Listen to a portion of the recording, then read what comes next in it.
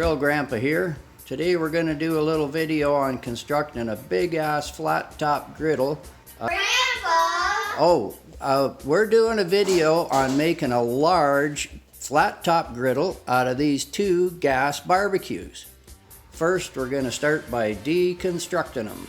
Okay, I'm not going to get into too much detail on the barbecue because if you do decide to do this, you'll likely use a different style of barbecue anyway, but we've removed the side panel here, and because I want one big surface on the flat top, these brackets are in the way, so we'll remove those and we'll modify the lid and bolt the two of them together to give us a nice flat surface. We're also going to get rid of these cheap furniture casters, but we want to keep the plastic insert piece here because we're going to use that to locate it on the frame we're going to build. And we also want to remove the floor. And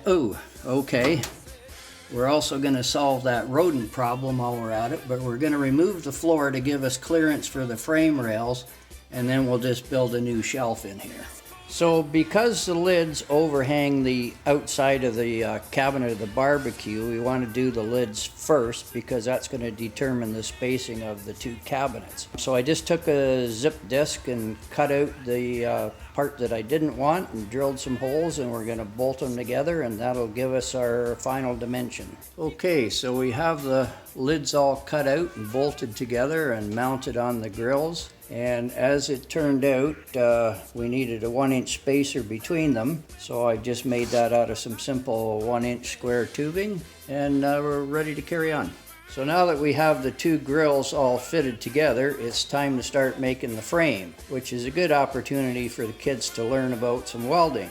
You guys got your helmets on? I can't see anything. The lights are green. So the frame is pretty basic. It's just made out of 1x2 tubing, and because I didn't want the wheels to stick out past the end of the barbecue, I just stepped the frame rails in here.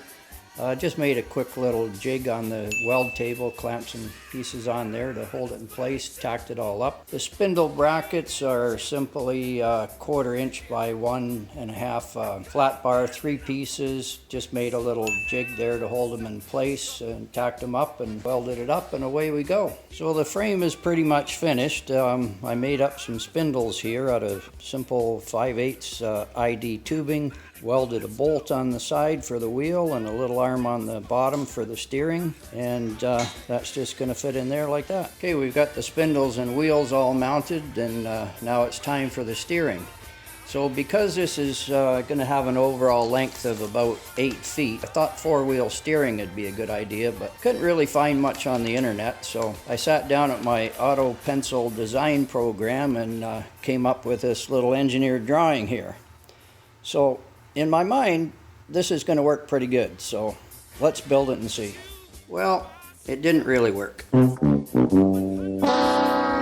What happened was, because I had these brackets at a 45-degree angle here roughly, when the wheels turned, that bracket lined up with the other one and the rod would jam.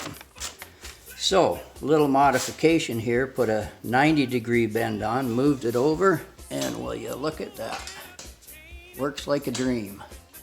Okay, we have the grills turned upside down, bolted together in position, and what I've done is notch the cabinets out here, and the reason for that is we're using larger wheels, so I wanted to lower it closer to its original position.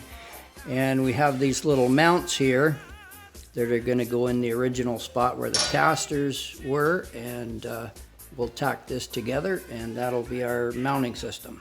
To make up these little mount pieces, I just made this quick and dirty little jig here. So we just have a piece of square tubing, a socket, the magnet underneath helps keep the socket lined up, and that piece of rod fits in there nicely. This is the underside of the flat top grill, which is made out of 3/16 hot rolled steel. I stitch welded 3 pieces of angle on the underside there to use as stiffeners, and the grease tray is made out of stainless steel because that's going to be exposed to the elements. So now it's time to weld up the corners. So what happens is when you bend material this thick, you end up with a pretty thick gap here that you need to fill.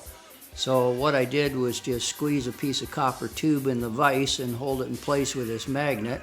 And then you just do a nice little up-pan MIG weld there. And you have a nice radius on the inside instead of a bunch of grapes hanging there. So you just touch it with a die grinder and you're good to go. And that's what your weld looks like after you take the copper tubing away. Nice and neat. The grill top's all finished now, so I ground all the mill scale off, which is a pretty nasty job, but fortunately Flexovit makes this really neat little grinding disc here that speeds up the process quite a bit. Probably only took me less than half an hour to finish all that. Most of the commercial grills that I looked at had a little angle iron grease rail there. So I decided to go with something a little bigger for one reason. It's a great place to put your spatula. Wow. Our flat top build is complete. We've got the gas hooked up to both units, fired up. Got a little paper towel holder there. Our grease tray is in.